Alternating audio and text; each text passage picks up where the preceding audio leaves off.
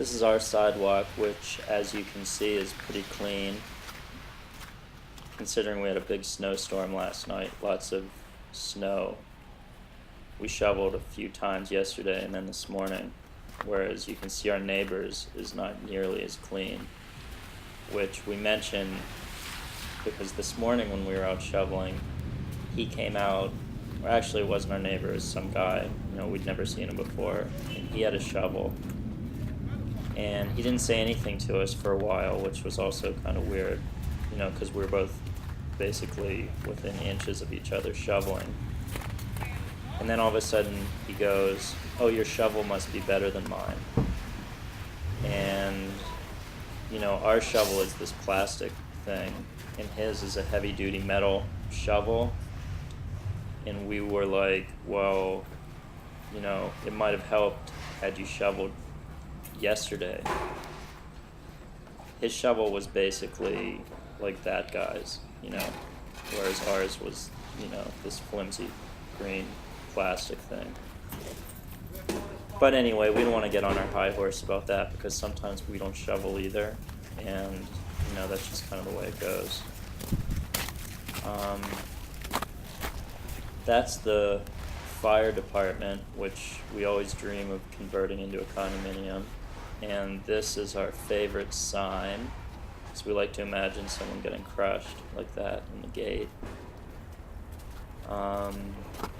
And now we are going to be briefly hypnotized by these bars passing through the screen, which is something we could probably do for hours and hours, though we understand not everyone shares that obsession. This is the sidewalk of the housing project, which is on the right, and as you can see, this sidewalk is pristine. They have a snowplow though, which is awesome. It's like a little truck, looks like a golf cart. And now we're approaching the corner of Amsterdam,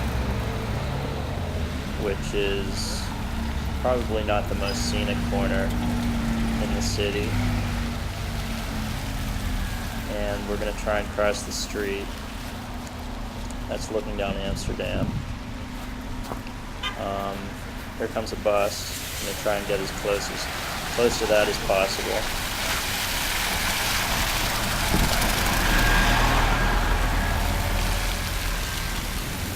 Whoops, someone getting car service. Now we're going to cross Amsterdam, which is not always the easiest thing to do. And there's our subway, which thankfully we aren't taking today, so we're not going to work. You can hear the air traffic overhead. There's a lot of that in Washington Heights. And this is the Seatown sign, which we wanted to show to you because we consider this facade to be one of the ugliest in the universe, probably. Has no relationship to the rest of the neighborhood at all, and the blue is horrendous. We are constantly dreaming of the day it gets torn down. Now we're on St. Nicholas.